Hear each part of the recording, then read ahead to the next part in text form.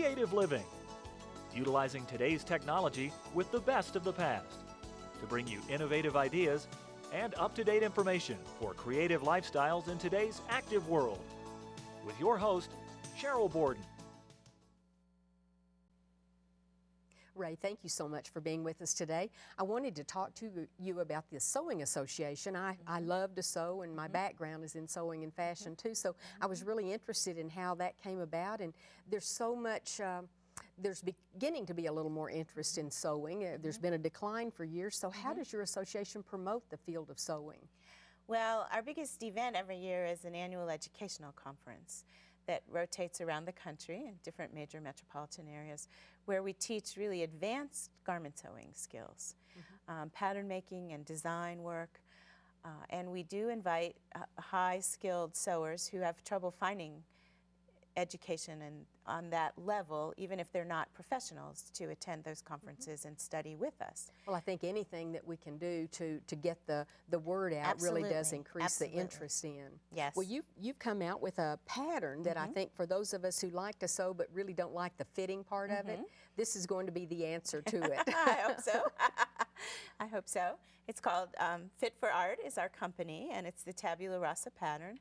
And it has a lot of information on how to fit the pattern so that you get a good fit, and then how to use it in a lot of different ways. And I think that's part of the problem with people maybe who are getting into sewing. They don't realize you've got to do all of the adjustments before you cut out the pattern. Right, or it doesn't look clean and neat. Like That's you exactly wanted it right. to do. That's exactly right. Well, the tabula rasa means a blank slate, you That's said, correct, and so yes. making a form is really what If this you is all make about. a muslin or a mock-up, they have different names, then you're able to test your fit to make sure that you like the way the jacket fits. All of these lines are horizontal and vertical balance lines, so by putting the jacket on after you've made it, you can look at whether they are horizontally and vertically balanced to the floor and see where you need to tweak the pattern. Because we may have a higher shoulder. That's exactly right. Depending on how it fits through That's the exactly bodice. right, yes. So we also offer this side that's flared for people who have more of a pear shape, or we have a straight side for people who have a straighter body. So you can get a good fit at the top without, and we have for a A-B bust cup and a C-D bust cup. So so when you make the mock-up, then you can use it as a way to design off of. You have a form. This is hard to believe, but this is actually made from that same mock-up. Right. That's exactly right. It's a little bigger size, because this is mine. But I wanted to break the fabric here and not have the stripes go all the way up so that the flowers could be featured. And in order, with having the mock-up, you can determine where to break it so that it's flattering on your body. So you don't Which is different for different people. That's exactly right. That's exactly right. And then I use that design feature to change the band a little bit. So this is our spring version. I've brought I can see it's almost like a yoke through the back. of this jacket for every season, because the fitting of the garment is the hardest thing. So if you can make a pattern and then make it look different for all different seasons so that you can enjoy the pattern. So this is the one that I wear in the summer. It's just lightweight cottons, and they have serged seams and pieced in a fun sort of way. It just goes right in the washing machine and the dryer. And it's great to take, when you're in a restaurant and the air conditioning is cold, or Conventions if you like or to cover your arms. Yeah. But it's cool and easy. And again, it's off the same pattern. The sleeves are just shortened, and it's shortened. So then you move into fall, and where I live, you want to have darker colors, but it's sometimes warm. So this is cotton. These are beautiful. And these could be lined if once we got to that. Absolutely, yes. Okay. Right, this is all cotton. Again, it's the same pattern, but these are French wood block cottons, and they've been pieced in a way so that it looks a little different. And I like the way you've made a rollback cuff so that it can turn back. That's exactly right, or you can wear it down so that you have a long sleeve. Some of us have short arms. That's exactly right. And we need to make those adjustments. That's right. So here's another fall version. It's a little cropped version, and this one is lined. Yeah. It's a little dressier, but again, you see the sleeves are shortened. That's exactly right. And this one is actually quite short, but it's great over a little dress or. More like a Yes. bolero That's type. exactly right. Right. And then when you get into the holidays, you want something I see fun. what you mean and about this is the- chiffon, and it has this little flared side, which will be an add-on to the pattern as we move forward. And just done in chiffons, the same exact garment, the same sleeves, the same front band. Just Isn't it amazing a what little fabric different. can do for, That's for a exactly design? right. That's exactly right. And so every time you want something new, you don't have to find a new pattern, cut out the pieces, fit it. You really have them all ready to go. You know it fits. So the time is so much shorter in making the garment work. Well, and I always thought the fitting part was That's the least exactly fun. right. So And if of you- course, this is winter. Oh, this is gorgeous. This is actually Line. felted alpaca felt. And then I knitted the sleeves with the alpaca yarn that matched the Oh, felt. you did? And Wow. lined it. And this is needle felting that I added to. And again, it's the same pattern. And you see in the felt, it looks much bigger because the felt is very stiff. But in the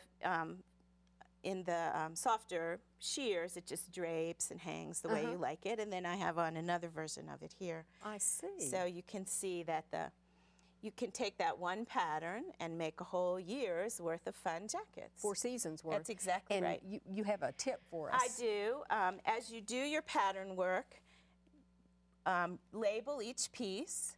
You want to make sure you say, for instance, the swing side, and maybe tell when you used it or what fabrics you used it. Or so maybe when you even go put back, a sample in. That's exactly right.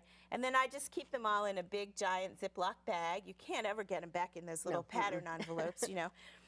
So that when I'm ready to make another one, I can pull it out, pick the elements of the jacket that I want to use for that season or that occasion, and be ready to go. Well, I think this is a great concept, and I hope it encourages people to try sewing, maybe I if do they too. haven't for a long time. That's right. And there are so many resources available now that do make sewing much easier for us. That's right. That's right. Well, thank you very much, Ray. I Yes. appreciate you sharing My this pleasure. with us.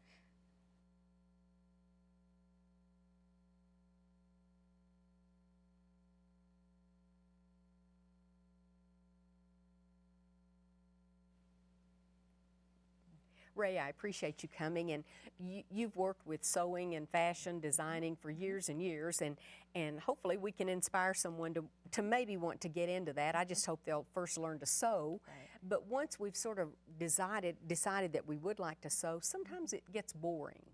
And what are some of your tips for how do you become inspired? Well, that's a great question, and it's something I've thought about a whole lot because as I've sewn, I've always wanted to try something new, move to a different level, and that inspiration that you get from seeing something in a magazine or taking a class and learning a new technique, how do you actually apply it to what it is that you do? And when I first decided I wanted to explore some of these ideas, I said, I'm going to be creative on Fridays. Oh, so you set a specific time? But that's not good enough because I would get to Friday and then I would think, well, how am I going to be creative? Well, what am I going to use? And so thinking about being creative, you kind of have to do it all the time. And what I find is when I want to try something new or really focus on a new technique or a new project, something I've taken in a class, then I want to try at home, I have to actually schedule the time, not just Friday, but several days in a row. And I need to actually collect all the materials that I want to use first so that I don't get to that day that I've set aside and then have to go to There's nothing the there. fabric store and go get all these other things that I need. I have them all there ready to go. And often I start thinking, sketching, kind of playing with the materials in advance to just let my mind decide which direction I want to go in. And I liked your idea because I've always found it interesting to look through magazines, but you collect pictures of things that you would maybe not make exactly the same, but Right. ones that you just might want to That's take a exactly sleeve right. from, Right. or maybe take the back or the That's- bodice or something. Yes, there's so many great ideas out there that you can steal. And if you have them to look at as you're planning, you sit down one evening, you have a few minutes, you can start looking and go, oh, I know I pulled that out for a reason. I love that neck, or I the love that ruffles. sleeve, and I'm going to incorporate it into this new project. So if you have your ideas a little bit organized, then you can use them to move you along in the process of getting your project organized. Now, when you say sketching, that doesn't mean we have to be a real artist, Oh, does no, it? indeed. In fact, I really just sketch, as you see here, just to get my ideas on paper, to make sure I'm not creating something that's a little too busy or has too many new elements in it or looks a little messy. Oh, And because I often work with more than one element in a jacket, the sketches really help me to figure out where I'm going to put something, where I'm going to feature it, if it looks balanced, once I start making the garment. And I liked your idea. I thought it was really funny when you said you're ready to be inspired that day, but you have nothing to work Right. with. So I liked your idea about having you just said a big Ziploc bag. I had a that big Ziploc bag, and when I start collecting things, I put them all in the bag and try to find the elements that I like that go together. So this So is you may or may not use. I probably won't actually use them all of all. In this. fact, this will probably become 2 different garments, or a blouse and a jacket, or maybe even 3. But I I had these 2 beautiful vintage pieces that I bought at a sale, and then I kind of carried them around and found other things that went colors. with them, because these are very unusual colors. Often vintage colors are hard to match. Gosh, you did a good So, job. These are gorgeous. I found some of these other really beautiful pieces, and then I just put them all in the bag. Don't have time to think about them now, but I know someday I will. And then when I'm ready to go, I'll take them out. Sometimes I'll take the dress form and drape them on the dress form so I can see them a little bit more three-dimensionally than you see them flat. Maybe you decide you don't like the darker colors at the That's top. exactly you might want right. it at the bottom. That's exactly right. So I'll play around with that a little bit. Sometimes I pin them on the dress form in a certain way to see how I like them. So you even collect buttons. And I do. I think that the closure is so important on a jacket. Sometimes So it's the focal point. that's exactly right. And in fact, if you used this vintage shell button, it would become the focal point. And in a way, you would have to design the front of the jacket around the button. How you would use it to close, if you would have a loop or an inseam buttonhole or something. That's cute. So there's just so many things to think about, all of which are fun. But and then there's this, like, this trim is very interesting, but it changes the nature completely. So I love to have more elements than I'm going to use, so I can start picking and choosing which are the most perfect ones for the garment that I'm working on. And then, So- of course, and one of the points I read in your material was that there may be a mistake, but it's really not called a mistake. It's just a Everything new way is of designing. learning. That's exactly right. That's exactly right. And I think that taking the effort to be creative is more important than whether the project is perfect in the end. You just need to remember what it was you didn't like about the project and not repeat it Not another repeat it. time. That's exactly that way right. it's a one of a kind, That's isn't it? exactly right. One of the things that's really helpful, too, if you want to do a lot of different design work, is to have a couple things that are fairly standard. Like if you're using the same pattern over and over, like this. And like the That's jacket exactly you have right. on, and then then the you pattern. can change certain elements, change the sleeve or whatever, but you're not changing the whole thing. So it doesn't look like the same jacket you have in your closet, but you haven't had to reinvent the wheel as I you like started. that. You're right. So this was. This piece was inspired. I tried to actually tap into sort of where my head is when I'd get inspired too. I had a friend who was also a pattern maker, and she had a jacket with this front, and she was ill and dying, and I got that pattern out and put it on my other pattern and made a jacket to think of her, to remember her. how So I think that wonderful. grieving or happiness, if you've been on a fun vacation, you can make a jacket that reminds you of Or that found vacation. the fabric maybe on a Right. vacation. This is a garment that was repurposed. This was beautiful paisley that I had a vest out of, a long, remember those vests in the late 80s, very shapeless, off the shoulder kind of things? Just lots of pretty fabric. Right. And I found I wasn't wearing it anymore, so